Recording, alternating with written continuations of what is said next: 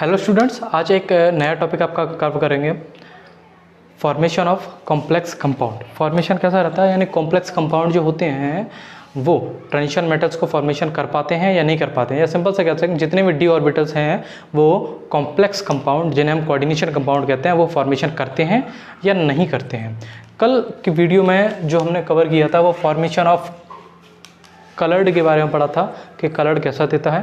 अगर previous video आपने अभी तक नहीं देखा हो, क्योंकि ये एक दूसरे से इंटरलिंक है, तो आप पहले प्रीवियस वीडियोस को देखिए जाके, उसके बाद ये लेक्चर आप देखना स्टार्ट करें। तो आइए स्टार्ट करते हैं। जो टॉपिक नेम है formation of complex compounds. Formation of complex compounds. Formation कैसा रहेगा कॉम्प्लेक्स कंपाउंड का, तो सिंपल से हम जानते हैं कॉम्प्लेक्स कंपाउंड्स को हम कोऑर्डिनेशन कंपाउंड्स भी कहते हैं। It is also known as coordination compound. तो सिंपल से एक पॉइंट अगर हम लिखना चाहें इसमें है कि it is also known as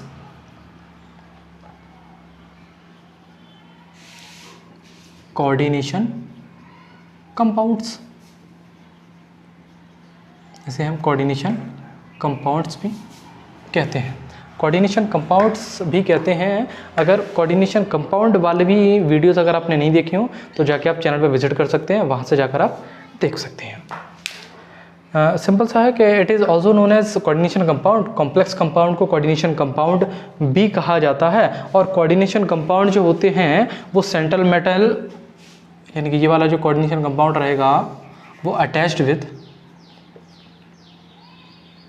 या कह सकते हो सिंपल सा coordination compound have central atom,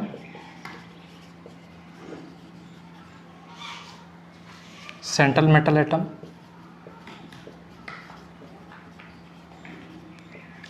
and central metal atom attached with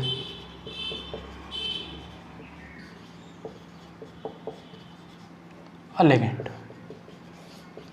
यानी कि कोऑर्डिनेशन कंपाउंड आपका होता है, उसके पास एक सेंट्रल एटम होता, सेंट्रल मेटल एटम होता है जो किससे अटैच होता है, लिगेंड से अटैच होता है। सेंट्रल एटम की बात अगर हम करें कि सेंट्रल मेटल एटम तो होता क्या है, सेंट्रल मेटल एटम का काम रहता है ये एक्सेप्ट करता है, किसको एक्सेप्ट करता है, accept lone pair, accept lone pair. Lone pair को क्या करता है, एक्सेप्ट करता है। और इसी का जो एक और होता है लिगेंड, वो क्या करता है, डोनेट करता है, donate lone pair. Coordination compound जो होते हैं उनके पास सेंट्रल मेटल एटम होता है और उसी से अटैच लिगेंड होता है। और सेंट्रल मेटल एटम जो होता है वो एक्सेप्ट करता है लोन पेयर को और लिगेंड करता है डोनेट लोन पेयर को। ठीक है। एग्जाम्पल अगर हम देने की कोशिश करें तो एग्जाम्पल सिंपल सा है आपका,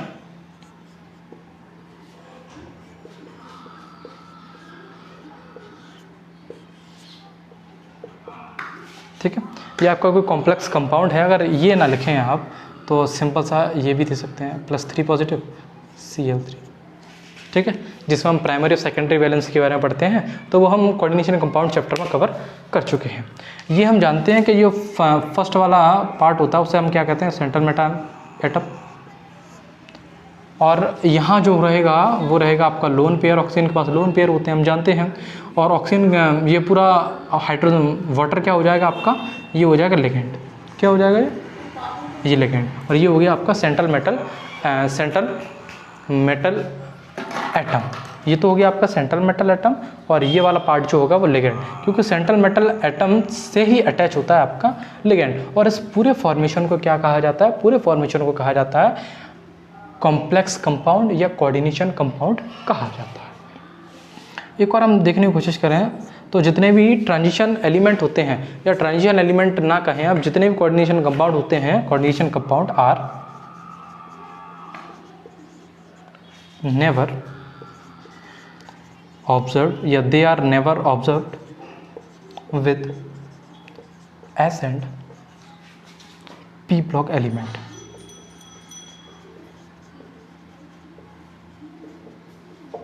S and P block element. S and P block element का मतलब ये है कि ये कभी भी आपको ऐसे जो कंपाउंड होंगे वो कभी भी आपको एस और पी ब्लॉक में दिखाई नहीं देंगे या पी ब्लॉक पर दिखाई नहीं पड़ेंगे। आपको दिखाई कहाँ पड़ेंगे? क्योंकि इनके पास क्या नहीं होता, सेंट्रल मेटल एटम नहीं होता, सेंट्रल मेटल एटम नहीं होता। सेंट्रल मेटल एटम नहीं होगा तो सिर्फ किस में दिखाई देंगे ये? Only with transitional elements.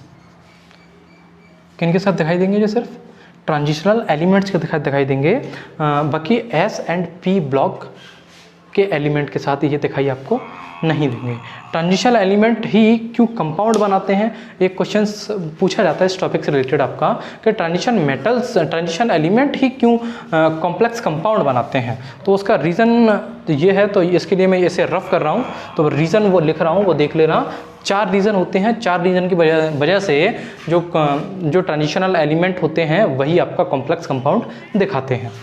तो देखिए ये रफ कर रहा हूँ मैं।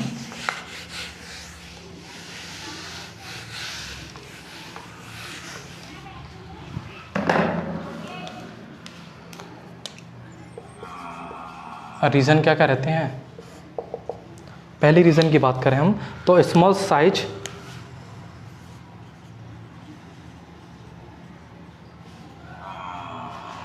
Size of their ions.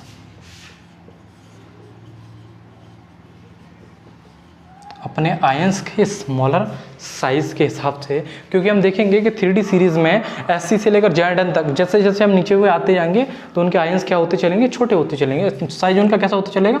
छोटा। दूसरे रीज़न की बात करें तो दूसरा रीज़न जो होता है वो होता है vacant D orbital. D orbital vacant होने के कारण ये ट्रांजिशन एलिमेंट शो आउट कराता है, वैकेंट डी ऑर्बिटल्स। ठीक है। थर्ड की बात करें तो थर्ड जो रहता है वो हाई चार्ज की वजह से। हाई चार्ज की वजह से क्या कि ऑक्सीडेशन स्टेट कितनी हो जाती है इन पर? हाई। ऑक्सीडेशन नंबर की बात की जाए कि ऑक्सीडेशन नंबर इन पर ज़्यादा होने के कारण इनका जो चार्ज होगा वो कैसा हो जाएगा? हाई हो जाएगा। चार्ज अगर हाई होगा यानी ऑक्सीडेशन नंबर अगर ज़्यादा होगा तो चार्ज कैसा होगा? हाई होगा। नेक्स्ट फोर्थ की पॉइंट की बात करें तो फोर्थ रहेगा आपका वो चार्ज डेंसिटी। चार्ज डेंसिटी की वजह से चार्ज होगा, उसकी डेंसिटी क्या होगी? चार्ज डेंसिटी की वजह से ये हाई होगा, तो charge density equal to charge upon size. Charge upon size यानी ज़्यादा छोटे होने की वजह से ये क्या करेगा? लिगेंड को अपनी ओर खींचने की कोशिश करेगा। लिगेंड को अपनी ओर खींचने की कोशिश करेगा तो सिंपल सा कॉम्प्लेक्स कंपाउंड की डेफिनेशन क्या बताई थी कि सेंट्रल मेटल एटम जो होगा आपका वो अटैच रहेगा लिगेंड के साथ। अब यहाँ सेंट्रल मेटल एटम तो हमारे पास हो जाएगा, लिगेंड को लाने के लिए जो करेगा क्या? इसका साइज सबसे छोटा है। साइज छोटा होने की वजह से लिगेंड को अपनी ओर आकर्षित करने की कोशिश करेगा, जिसके कारण ये फॉर्मेशन करेगा किसका? फॉर्मेशन करेगा कॉम्प्लेक्स कंपाउंड का। किसका फॉर्मेशन करेगा? कॉम्प्लेक्स कंपाउंड का। इसलिए जो क्वेश्चन आपका बनता है ट्रांजिशन एलिमेंट ही क्यों कॉम्प्लेक्स कंपाउंड बनाते हैं, तो ये 4 रीजंस होते हैं। 4 रीजंस की वजह से जो ट्रांजिशन एलिमेंट होते हैं वो कॉम्प्लेक्स कंपाउंड को शो कराते हैं। सो यहाँ एक लाइन और लिखना चाहे तो लिख सकते हैं, so that reasons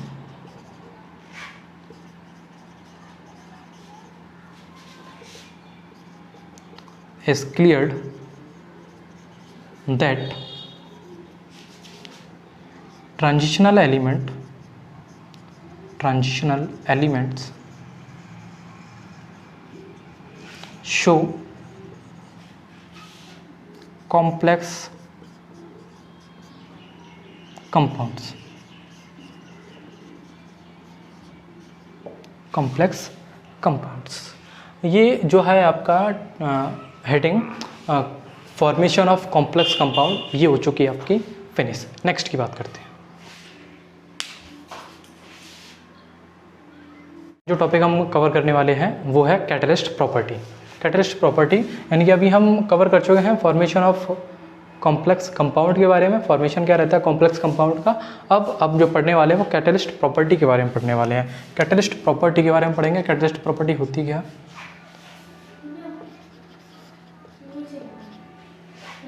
catalyst property के बारे में। कैटालिट प्रॉपर्टीज,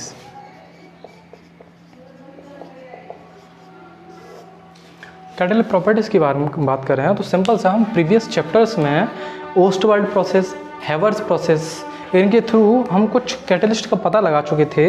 जैसे ओस्टवाल्ड प्रोसेस में क्या था, हैवर्स विधि में क्या था, यानी हैवर्स प्रोसेस में क्या था, SO2 को कैसे कन्वर्ट कर रहे थे हम SO3 में, किसकी प्रेजेंस से, V2O5 की प्रेजेंस से तो कर रहे थे, यानी वेनेडियम पेंटाऑक्साइड की हेल्प से। इसमें PT और Fe। ओके, जैसे हम बात करें वेजिटेबल ऑयल की, यानी ये सिंपल सा है आपका वेजिटेबल ऑयल। वेजिटेबल ऑयल की जब रिएक्शन करा देंगे हम हाइड्रोजन के साथ जब करा देंगे, कैटलिस्ट का प्रयोग जो किया जाएगा वो PT NI। इन कैटलिस्ट का जब प्रयोग किया जाएगा तो सिंपल सा हमें क्या मिलेगा, saturated fatty oil. Saturated fatty oil जिसे हम डालडा के नाम से या कह सकते हो वनस्पति के नाम से जानते हैं, यानी वनस्पति ऑयल जो आपके रिफाइंड वगैरह आते हैं वैसे, इसके थ्रू इसे प्राप्त किया जाता है। एक और पॉइंट अगर हम जानने की कोशिश करें इसमें तो वो पॉइंट क्या रहेगा कि all the transitional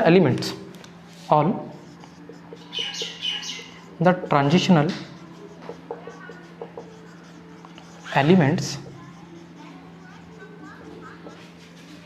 possesses a very good catalytic properties। यानी जितने भी ट्रांजिशनल एलिमेंट रहेंगे आपके वो बहुत अच्छे कैटालिटिक प्रॉपर्टी को शो आउट कराएंगे। इनका रीज़न क्या रहता है, रीज़न इनका सिंपल से 3 रीज़न रहते हैं। वो 3 रीज़न है क्या, वो देखिए, ये स्क्रीनशॉट ले लीजिए फिर कर रहा हूँ, ठीक। 3, 2 क्लिक, ओके।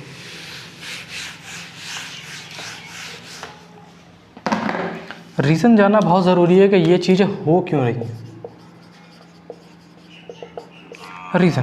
रीज़न पहला जो रीज़न है इसमें variable constant oxidation state, variable oxidation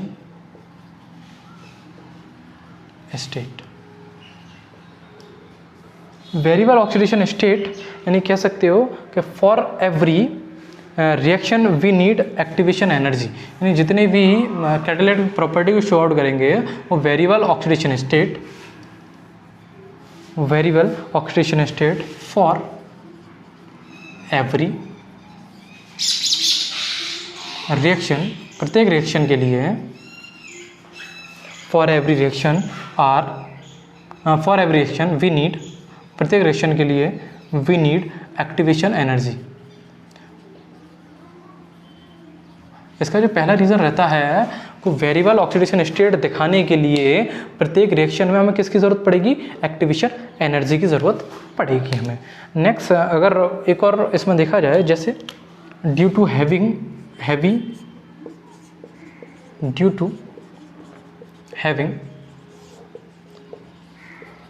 multiple oxidation state होने की वजह से, due to having multiple oxidation state and vacant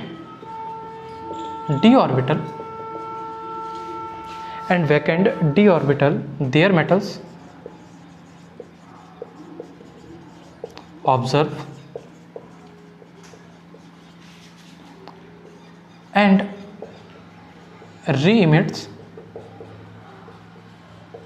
multiple types energies which can be used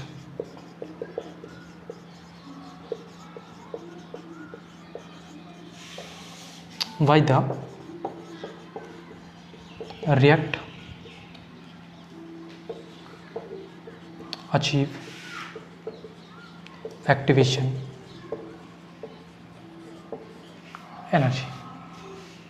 यानी सिंपल सी बात अगर की जाए कि ये वेरिएबल ऑक्सीडेशन स्टेट में प्रत्येक रिएक्शन के लिए हमें ज़रूरत किसकी पड़ेगी, एक्टिवेशन एनर्जी की जरूरत पड़ेगी। क्यों पड़ेगी कि due to having multiple oxidation state, multiple oxidation state होने के कारण एंड वैकेंट डी ऑर्बिटल होने के कारण देयर मेटल्स, इनके जो मेटल्स रहेंगे वो ऑब्जर्व करेंगे एंड रीमिट्स करेंगे मल्टीपल टाइप ऑफ एनर्जीज़ को।